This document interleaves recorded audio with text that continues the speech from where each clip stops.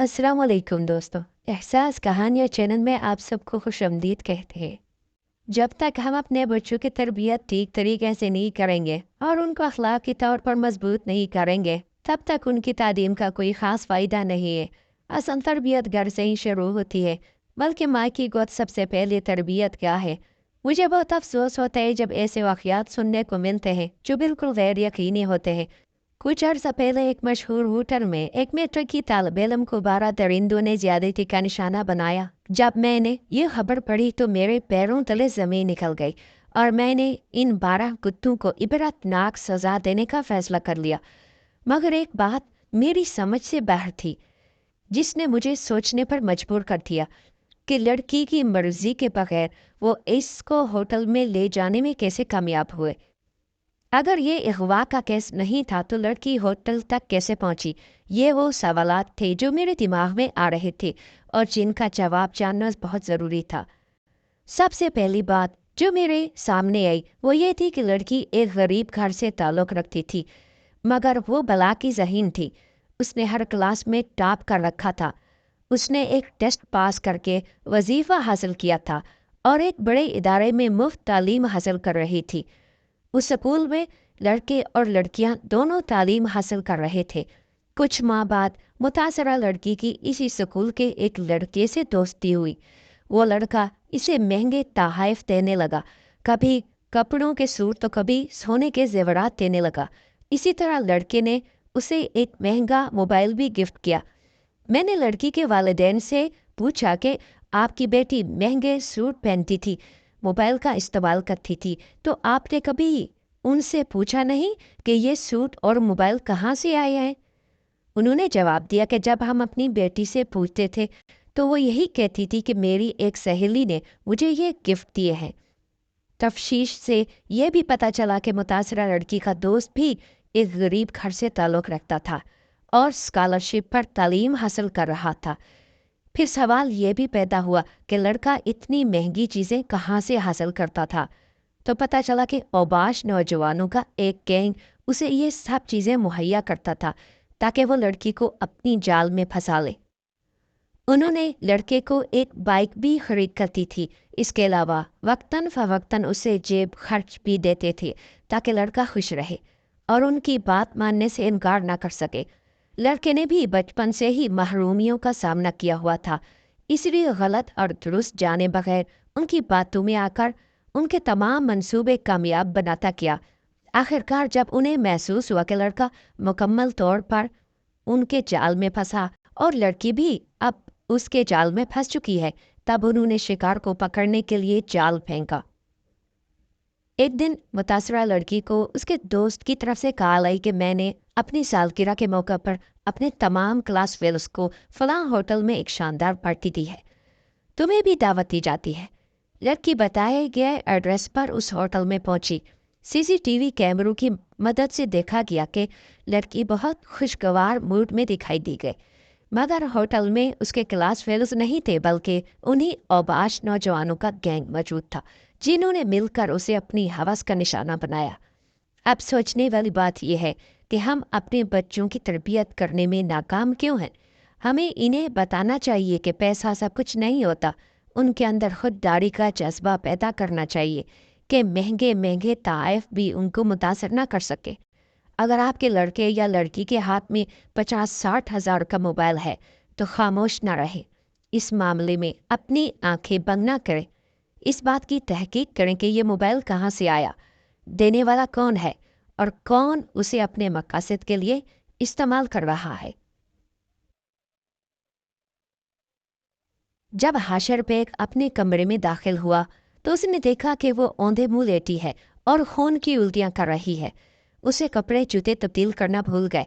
अपनी बीवी और आने वाले बच्चे की जान बचाने की फिक्र पड़ गई और इन्हीं कदमों वापस दौड़ा और मोहम्मद रफ़ीक उर्फीके को कहता हुआ अपने ड्राइवर को आवाज़ें देने लगा। मगर बताए गए प्रोग्राम के मुताबिक उसके ड्राइवर को पहले ही कहीं भेज दिया गया था और कॉल करने के नाम पर ड्राइवर का मोबाइल लेकर हाशर की वालिदा ने अपने पास रखा हुआ था ताकि अगर उसे कॉल भी की जाए तो उसके मोबाइल ना होने पर वो वक्त पर ना पहुंचे। और हाशर की बीवी यूं ही तड़पते तड़पते अपनी जान देते उसकी कोख में मौजूद बच्चा इस दुनिया में आने से पहले ही मर जाए। इसको इतनी ज़्यादा मिकदार में जहर दिया गया कि अगर रेस्क्यू की एम्बुलेंस जल्द से जल्दी पहुंच जाती तो अस्पताल जाने से पहले ही मलीहा रिजवान दम तोड़ जाती। जब हाशिर जोर जोर से ड्राइवर को आवाज़ें देता हुआ घर से बाहर निकला तो चेहरे पर जाली तफक्कुर सजाए उसकी माँ भी उसके सामने आ गई और उसके बताया कि ड्राइवर को कहीं भेज दिया है। हाशिर ने फ़ौरन ड्राइवर का नंबर मिलाया, मगर उसका मोबाइल हाशिर की वालिदा के पास था। मोबाइल के मुतालिक भी बहाना कर दिया कि मुझे अपनी बहन से बात करनी थी और मेरे मोबाइल में बैलेंस नहीं था, इसलिए रफ़ीक का मोबाइल मैंने अपने पास रख लिया। वो अपनी बेटी का सर गोद में रखे हुए प्यार से उसके बालों में हाथ फेर रही थी और उसे पिचकारते हुए छोटे बच्चों की तरह समझा रही थी कि बेटा, शादी दो खानदानों की आपस में जुड़ जाने का नाम होता है, लिहाजा शादी से पहले लड़के और लड़की की पूरी फैमिली का मुतमईन और राज़ी होना बहुत ज़रूरी है।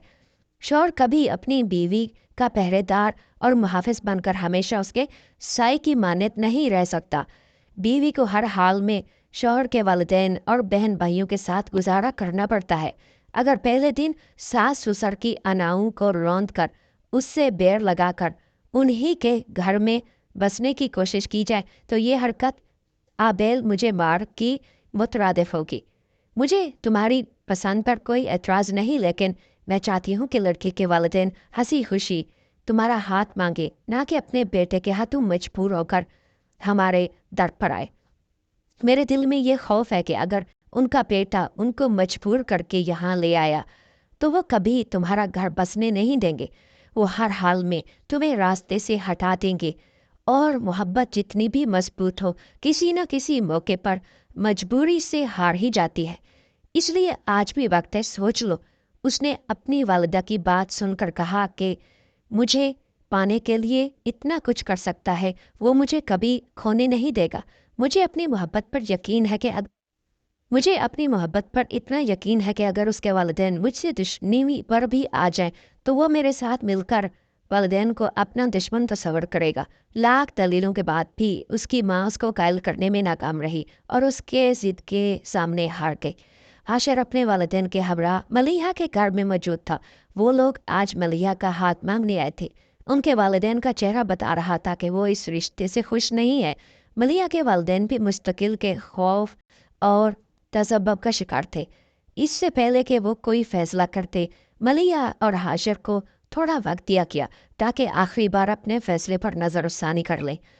उसकी गैर मौजूदगी में हाशिर के वालिदैन ने उन्हें बताया कि वो इस रिश्ते से बिल्कुल भी खुश नहीं, लेकिन उनके अकलौते बेटे ने उनको धमकी दी है कि अगर वो मलीहा से शादी नहीं करेंगे तो अपनी जान दे देगा।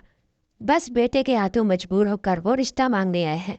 मलीहा के वालिदैन ने उनसे कहा कि अगर आप लोगों का दिल मुतमईन नहीं तो आप आज ये इनकार कर सकते हैं।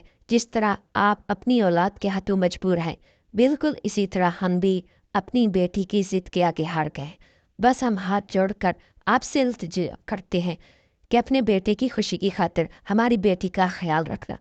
हाशिर के वालिदैन ने इस बात का कोई जवाब नहीं दिया और फिर दोनों बच्चों की रजामंदी की बात मंगनी तय की गई। तुमने ड्राइवर का मोबाइल क्यों लिया? हाशिर तमाम अदबो आदाब भूलकर अपनी माँ पर धड़ा था। उसे अपनी बीवी और बच्चे की फिक्र थी।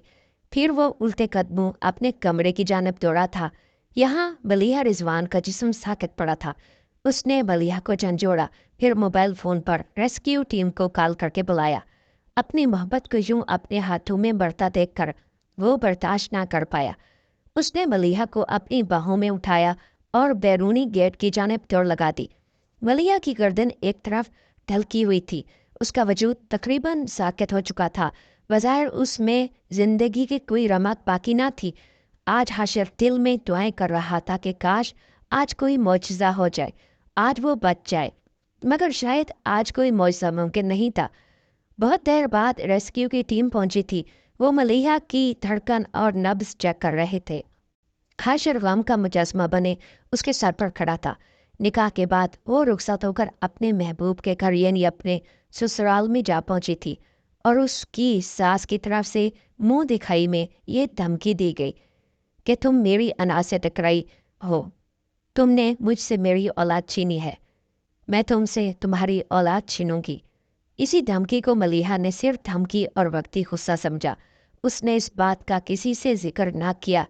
اس کے بعد اس کی ساس نے بھی کبھی اس سے کوئی طلاق کلامی نہیں کی، اس لیے وہ اپنے سسرال کی طرف سے تھوڑی غیر محتاط ہو گئی تھی اور ان پر اعتبار کرنے لگی تھی۔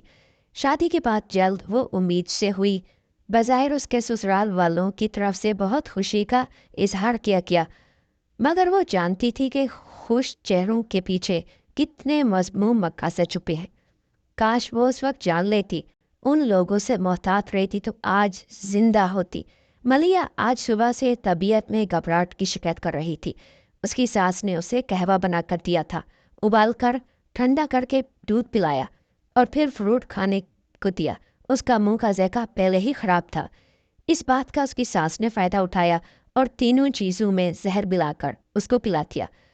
اس زہر نے جلدی اپنا اثر دکھانا شروع کیا اور ملیحہ نے اپنے محبوب کے باہوں میں تڑپ تڑپ جان دے دی۔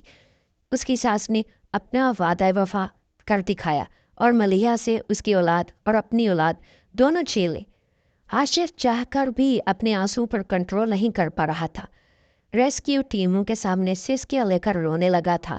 ریسکیو ٹیم نے موقع پر ہی ملیحہ کی موت کی تصدیق کر دی، لیکن پھر بھی اس کو اٹھا کر ہسپتال لے گئے تھے کہ شاید خدا کرے کہ ان کی بات غلط ثابت ہو جائے۔ مگر ملیحہ کے نصیب میں اتنی سانسیں لکھی تھی جتنی وہ لے چکی تھی۔ ڈاکٹر نے بھی ریسکیو ٹیم کی تائید کر دی اور موت کی وجہ بتاتے ہوئے کہا کہ اس کو اتنی مقدار میں زہر دیا گیا کہ اگر 10 بھینسوں کو بھی کھلایا جاتا تو وہ موقع پر مر جاتی۔ وہ ڈاکٹر کی بات سن کر زمین پر گرا۔ شاید وہ یہ صدمہ سہ ہی نہیں پایا کہ اس کی محبوبہ کتنی اذیت ناک موت مری ہے۔ ہسپتال میں ہوتے ہوئے ڈاکٹر سر کے اوپر موجود ہوتے ہوئے بھی حاشر کی جان نہ بچا سکے۔ حاشر کی ماں آج بھی یہ فیصلہ نہیں کر پائی تھی کہ جیتا کون تھا، میں یا پھر ملیحہ۔